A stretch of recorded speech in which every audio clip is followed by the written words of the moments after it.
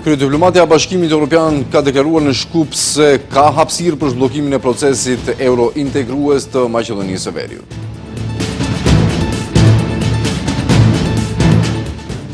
Koalicioni qeveritar paralajmëron One Stop Shop edhe në pikën kufitare me Serbinë në Tabanoc.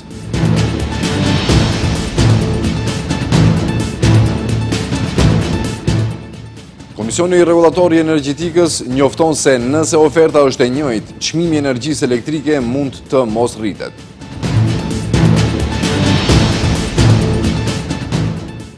Instituti i Shëndetit Publik njofton për 2 rastet personave të prekur me linë e majmunëve.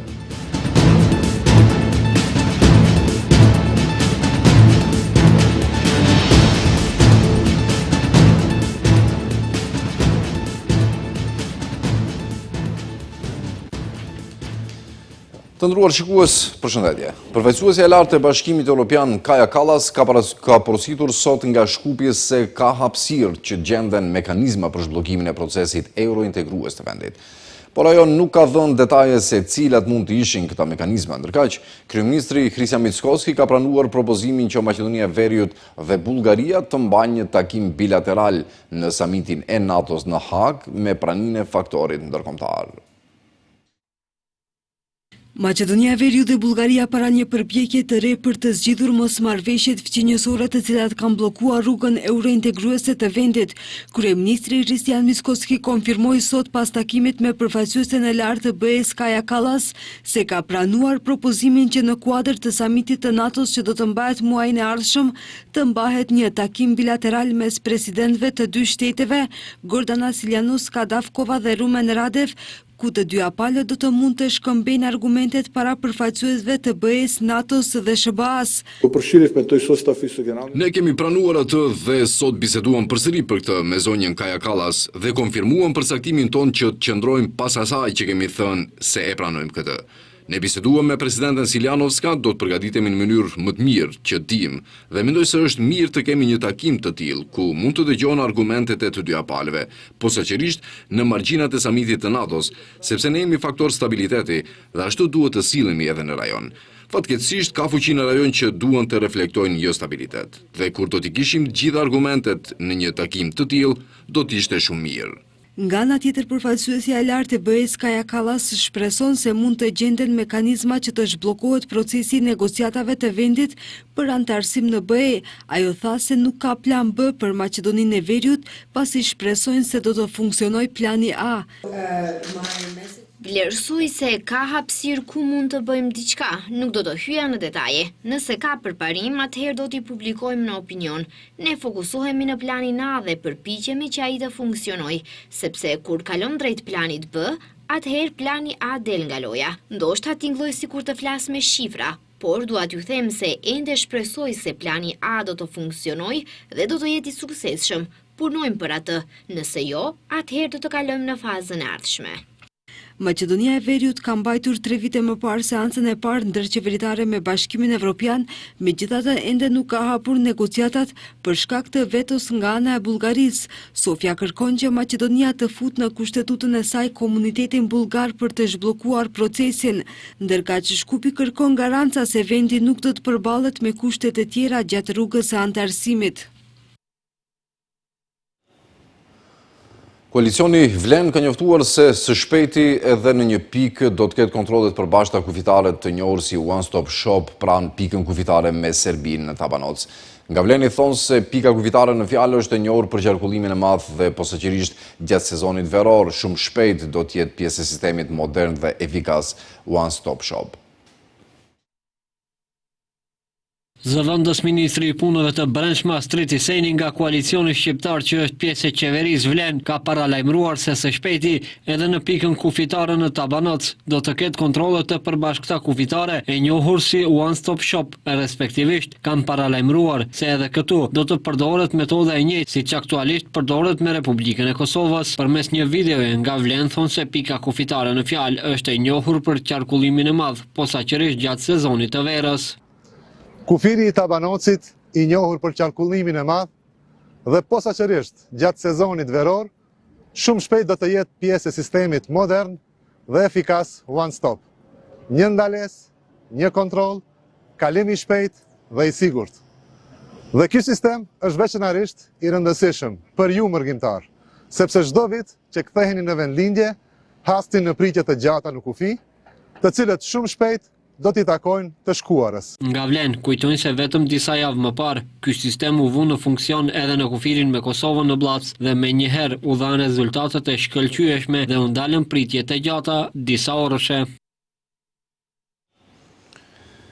Kryetari i Komisionit Rregullator të Energjetikës, Marko Bislimovski, deklaroi se çmimi i energjisë elektrike mund të mos rritet nëse çmimi i ofruar në periudhën e ardhshme në tenderin e EVN-s do të jetë i njëjtë si ky aktual. Bislimovski njoftoi se sipas ligjit të ri energjetik, të gjithë bartësit e licencave për veprimtari energjetike brenda një muaji nga data 29 maj deri më 30 qershor duhet të paraqesin kërkesë për licencë të re. Nëse çmimi i ofruar në periudhën e ardhshme në tenderin e EVN-s do të jetë i njëjtë si ky aktual, nuk duhet të presim rritje të çmimit të energjisë elektrike, deklaroi kryetari i Komisionit Rregullator për Energjetik Marko Bislimovski. Ai tha se deri më 30 qershor janë të siguruara sasitë e energjisë elektrike. Noviot zakon za energetik. Në periudhën e ardhshme, EVN Home do të shpall tender, nëse çmimi i cili do të ofrohet në atë tender do të jetë i njëjtë si ky tani ose do të jetë afërsisht i njëjtë, nuk shoh asnjë arsye për ndryshim të çmimit të energjisë elektrike.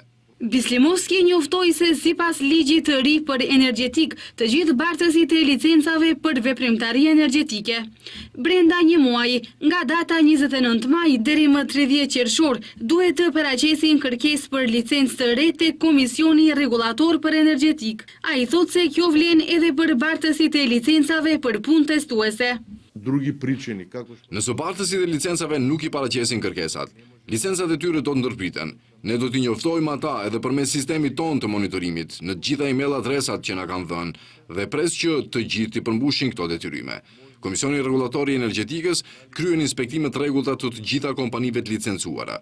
Në të kaluarën, komisioni ndryshonte licencat pasi miratonte një ligj të ri për energjetik sipas detyrës zyrtare, por tani, duke pasur parasysh se ka një numër më të madh licencash, ata i paraqesin vetë kërkesat.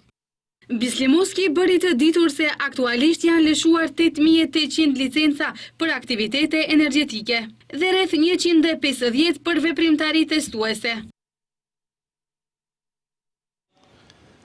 Instituti i Shëndetit Publik ka njoftuar se janë shënuar 2 rastet personave të prekur me linë e majmunëve. Të prekurit janë të moshës 40 dhe 44 vjeç, ndërsa anketa epidemiologjike tregon se nuk kanë lidhje me njëri tjetrin dhe nuk kanë udhëtuar jashtë shtetit. Maqedonia e Veriut regjistron 2 raste me linë e majmunëve. Të prekurit janë të moshës 40 dhe 44 vjeçare. Sipas anketës epidemiologjike kanë thënë se nuk kanë lidhje me njëri tjetrën dhe nuk kanë udhëtuar jashtë shtetit. Njëri prej tyre është hospitalizuar në klinikën e infektologjisë dhe tjetri nuk është paraqitur në asnjë klinik. Ajo që gjithashtu dihet është se njëri pacient deri tani ka pasur kontakt me 2 familje. Para se gjithashtu dua të dërgoj tone qetësuese deri tek opinioni, edhe pse bëhet fjalë për sëmundje infektive, edhe pse është konfirmuar për herë të parë në vendin ton. Megjithatë, kjo nuk është sëmundje e re. Tashmë i kemi disa protokolle, secilat janë mënyrat për të përballur me këtë situatë. Zëvendës Ministri i Shëndetësisë Jovica Andonovski thotë se nuk duhet të krijohet panik sepse, siç thotë, nuk është sëmundje që transmetohet lehtë, por përmes kontaktit shumë të afërt. Kjo sëmundje është sëmundje virale, simptomet e cilës janë skuqje lëkurës, efe, kokëdhimbje, dhimbje të muskujve, dhimbje shpine, plogështi, fryerje të nyjeve limfatike. Transmetohet nga kontakti afërt përmes materialeve kontaminuese ose përmes kafshëve të infektuara. Pacienti i hospitalizuar nuk ka simptome, thot drejtori i klinikës së infektologjisë Fadil Cana, por për shkak të rezultateve laboratorike, ai duhet të jetë në mbikëqyrje mjekësore. Pacienti përpos ndryshimeve në lëkurë, vetëm në një region të trupit, jo në të gjithë trupin, nuk ka simptoma tjera. Së paku, gjatë kontrollit klinik, pacienti ka mohuar se ka pasur ndonjë lloj simptomi nga ajo e cila dihet për sëmundjen e lisë së majmunëve. Por, rezultati laboratorik është ai me të cilin nga i cili ne patjetër e kemi që ta hospitalizojmë dhe ato ndryshimet t'i ndjekim se si do të zhvillohet në të qenë. Kjo sëmundje zgjat nga 2 deri në 4 javë dhe në të shumtën e rasteve kalon pa ndonjë trajtim specifik. Venko Filipçi ka bërë thirrje vëmërat PMN-s që të përkrah propozimin e tyre për miratimin e ligjit për ndihmë për viktimat e tragjedisë në Koçan. Kreu i LSDM-s ka thënë se në kuadër të këtij propozimi është edhe rasti i spitalit në Tetov, Besatransi dhe Laskarca, ndërkohë ka reaguar vëmërat PMN-ja, e cila akuzon Filipçin se si ish-ministër i shëndetësisë e ka degraduar sistemin duke lejuar skandale sikur rasti i onkologjisë. LSDM thekson se ligji i propozuar për ndihmë për viktimat në Koçan është një përgjigje e drejt për drejt ndaj nevojave reale të familjeve të vrarëve dhe të plagosurve në tragjedi. Siç theksoi kryetari i LSDM-s Venko Filipçi, kostot me të cilat përballen familjet e prekura janë të konsiderueshme dhe përfshin trajtime mjekësore, rehabilitim dhe mbështetje psikologjike. Në ligj kemi përfshirë edhe familjarët e tragjedive të tjera, le të mos thonë se po ikim nga rasti i spitalit të Tetovës, Besatrans, Laskarca, por VMRO-DPMN nuk dëshiron të diskutoj për asnjë temë, ata refuzojnë gjithçka, edhe një herë i bëj thirrje VMRO-DPMN-s që së bashku të miratojmë ligjin për Koçanin. Njerëzit që takuam në Koçan kanë nevoja dhe kjo nuk është as pak e lehtë. Ndërkaq, VMRO-DPMN kundër përgjigjet duke kujtuar për Venko Filipçin se çfarë menaxheri dhe ministri më i keq i mundshëm i shëndetësisë ishte në historinë e Maqedonisë së Veriut. Ai theksoi se sa humbje të mëdha financiare shkaktoi, por potencoi që edhe dëmtoi drejt për drejt pacientët me sëmundje onkologjike, të cilët mbeteshin pa terapi. Filipçi është i zhytur deri në fyt me skandalin në onkologjinë. Filipçi dhe Zaev premtuan shëndetësi europiane, por e shndruan atë në shëndetësi mengeliane dhe një kollaps të plot të sistemit shëndetësor për arsye përfitimi. Filipçi dhe LSDM duhet të dinë se qytetarët nuk do të lejojnë më të jenë viktima të lojrave të pista që për vite e kanë shkatëruar sistemin shëndetësor.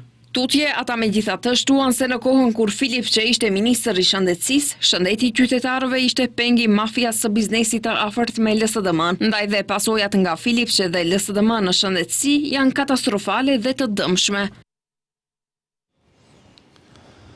Ndërmarrja publike e higjiena komunale ka njoftuar se Visar Ganiu, respektivisht komune e Çajirit, ka një borxh total prej mbi 7 milion denarësh ndaj ndërmarrjes publike. Në njoftim thuaj se borxhi akumuluar përfshin detyrime financiare të papaguara nga institucionet komunale, duke përfshirë vetë objektet komunale, shkollat fillore dhe çerdhet që janë nën jurisdiksionin e komunës së Çajirit. Aktivitetet për pastrimin dhe mirëmbajtjen e higjienës publike në territorin e komunës së Çajirit kryen rregullisht dhe në përputhje me planin operativ të miratuar nga Këshilli i Qytetit Shkupit. Kryetari i komunës së Çajirit Visar Ganiu, me deklarata që aludojnë në gjoja mos përmbushje të detyrimeve nga ndërmarrja publike e higjiena komunale Shkup, synon të shkëpuz vëmendjen nga problemet reale që po krijon vet Ganiu dhe ai duhet të merret seriozisht me borxhin prej 7 milion denarësh që komuna e Çajirit ka ndaj ndërmarrjes publike e higjiena komunale Shkup, i cili është grumbulluar që nga momenti që ai mbajti postin e kryetarit komunës së Çajirit, thot mes tjerash, në njoftimin e ndërmarrjes publike higjiena komunale.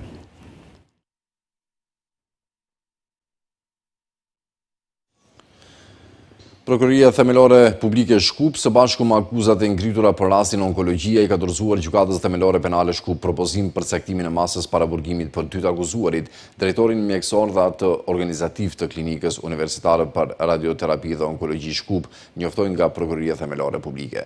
Gati e thonë se të akuzuarit akuzohen për krime të shumta, për cilat parashihen dënime të larta me burg, ndërsa pasojat e krimeve të kryera përfshin edhe shkaktimin e dëmeve të konsiderueshme pasurore në buxhetin e Republikës Maqedonisë Veriut, të cilat mund të ndikojnë në motivin e të arrestuarve për t'u arratisur.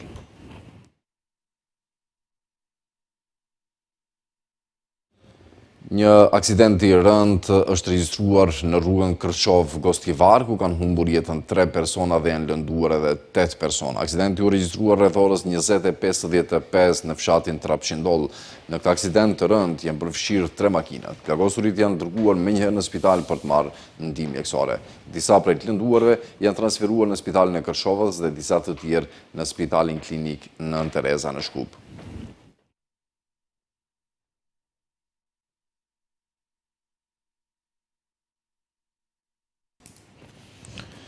Po e mbyllim këtu këtë edicion të armëve të ndëruar shikues për të takuar sërish në orat 18:55. Mirëmbëngjes deri atëherë.